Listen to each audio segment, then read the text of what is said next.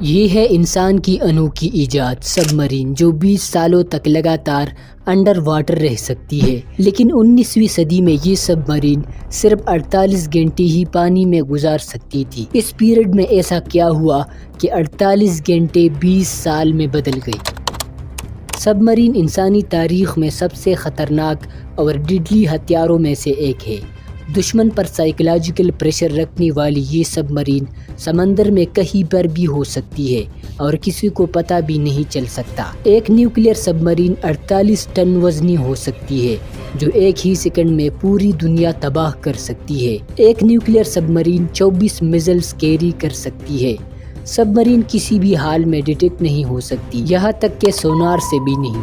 Sonar ایک ایسی technology ہے جس کی مدد سے ساؤنڈ ویوز کے ذریعے آپ پانی میں موجود چیزوں کو ڈیٹیکٹ کر سکتے ہیں۔ وہ اس لیے کہ سب مرین کو ربر ٹائر سے کوٹ کیا جاتا ہے تاکہ پانی میں سب مرین کسی بھی قسم کی آواز نہ کر سکے۔ اس لیے اتنے بڑے بڑے پنکھوں کا سائلنٹ انجن بنایا گیا تاکہ سب مرین سونار کی سگنل سے بچ سکے۔ صرف باہر ہی نہیں، سب مرین کے اندر بھی خاموشی کا خاص خیال رکھا جاتا ہے۔ سب مرین اندر سے ساؤنڈ پروف ہوتی ہے۔ سب مرین کے اندر سبھی چیزیں ربڑ سے کوٹ کیے جاتے ہیں تاکہ سب مرین میں ذرا سی بھی آواز پیدا نہ ہو سکے۔ اب بات کرتے ہیں اس میں موجود انسانوں کی۔ سب مرینر باہر کی دنیا سے بالکل کٹے رہتے ہیں۔ صرف ایک ای میل کے ذریعے وہ اپنے گھر والوں سے رابطہ کر سکتے ہیں، لیکن وہ بھی کم سے کم، اور سبھی ای میل ٹاپ مینجمنٹ ریویو کرتی ہے، تب ہی ایک سب مرینر کو پاس کی جاتی ہے۔ ایک سب مرینر کی شفٹ 2 سے 3 مہینے کی ہوتی ہے۔ لیکن یہ سب مرین انوینٹ کیسی ہوئی؟ کیسے ہم انسانوں کے بیچ سمندر پر قبضہ کرنے کی جنگ شروع ہوئی؟ اس کے لیے آپ کو ہسٹری میں پیچھے جانا ہوگا۔ یہ ہے الیگزینڈر دی گریٹ، جو شیشے کے ایک بڑے گلاس میں بیٹھ کر پانی کے نیچے جا رہا ہے۔ یہ تصویر تقریباً 2000 سال پرانی ہے۔ 1775 میں ایک ڈچ سائنٹسٹ نے سمندر کے نیچے جانے والی ایک کشتی بنائی جسے ٹرٹل بوٹ کہا جاتا ہے، اور جو کچھ اس طرح سے تھی۔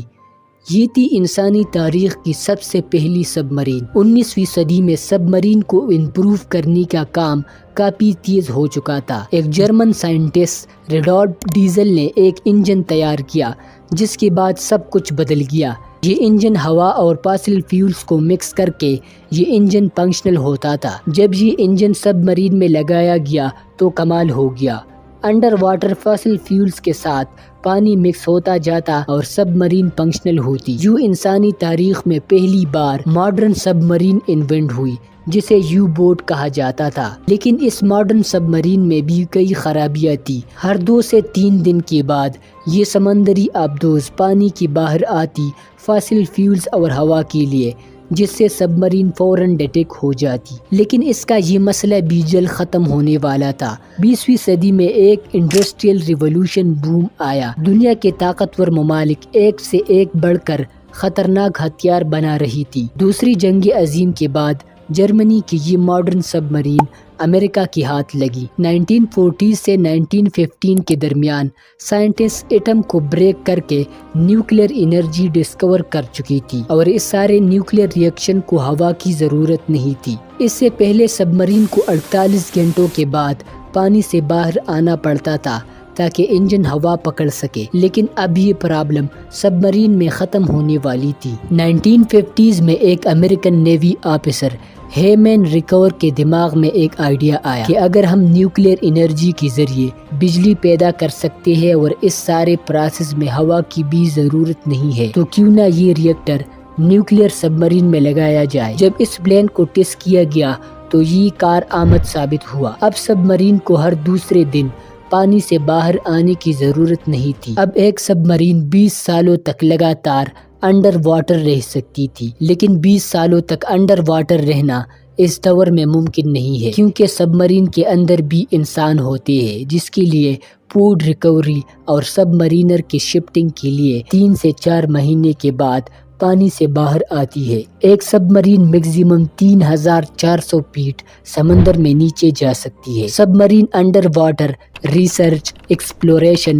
Under water search and rescue mission کے لیے استعمال ہوتی ہے۔ لیکن کیا صرف یہی ہے اس کا استعمال؟ آج کل دنیا میں ساری کمیونیکیشن انڈر واٹر کیبل کے ذریعے ہوتی ہے۔ صرف انٹرنیٹ ہی نہیں بلکہ ملٹری کمیونیکیشن کے لیے بھی یہ انڈر واٹر کیبل یوز کیے جاتے ہیں۔ یہ کیبل سمندر میں اتنے نیچے ہوتے ہیں کہ کوئی بھی وہاں جانے کا سوچ بھی نہیں سکتا۔ 1970 میں امریکن انٹیلیجنس ایجنسی نے پلان کیا کہ وہ رشین کمیونیکیشن کیبل کو پیسیفک اوشن میں ڈھونڈ کر ٹیپ کریں گے۔ اس کے لیے سب مرینر کی ایک ٹیم سمندر میں نیچے گئی جس نے رشین کمیونیکیشن کیبل کو ڈھونڈ کر اس پر ٹیپ ریکارڈر لگا دیا۔ یہ کیبل رشین ملٹری بیس سے کنیکٹڈ تھا۔ اب امریکہ رشیا کی سارے باتیں سن سکتا تھا۔ کوئی سوچ بھی نہیں سکتا تھا کہ کوئی ایسا بھی کر سکتا ہے۔ لیکن اس ٹیپ ریکارڈر میں ایک خرابی تھی۔ یہ ٹیپ ریکارڈر بہت جلد ہی پل ہو جاتی تھی۔ ہر مہینے سب مرینر کو جا کر یہ ٹیپ بدلنی پڑتی تھی۔ یہ پروسیس 8 سے 9 سال تک جاری رہا، جس کے بعد رشین کو اس کا پتہ چلا۔ آج بھی دنیا کے ممالک سمندر میں موجود آپٹیکل کیبل کو ٹیپ کرتے ہیں۔ سب مرین کی دوسری سب سے بڑی مقصد کی طرف آئے تو وہ ہے نیوکلیئر اٹیک۔ اس کا مطلب یہ ہے کہ اگر کوئی کنٹری کسی دوسرے ملک پر نیوکلیئر سٹرائک کر دے تو اس ملک کے سب مرین نیوکلیئر سٹرائک سے بچ جائیں گے، اور وہ بھی جواباً اسی ملک پر نیوکلیئر اٹیک کر دے گی تاکہ اس نیوکلیئر وار کا بدلہ لیا جا سکے۔ اس لیے یہ سب مرین ایک سائیکولوجیکل ڈیفنس بھی ہے، جس کی وجہ سے دوسرا ملک آپ کی ملک پر نیوکلیئر اٹیک نہیں کر سکتا۔ اس لیے اتنے سارے نیوکلیئر ہتھیار ہونے کے باوجود بھی کوئی ملک دوسرے ملک پر حملہ نہیں کر سکتا۔ یہ سب مرین ہی نیوکلیئر وار کو روکے ہوئے ہے۔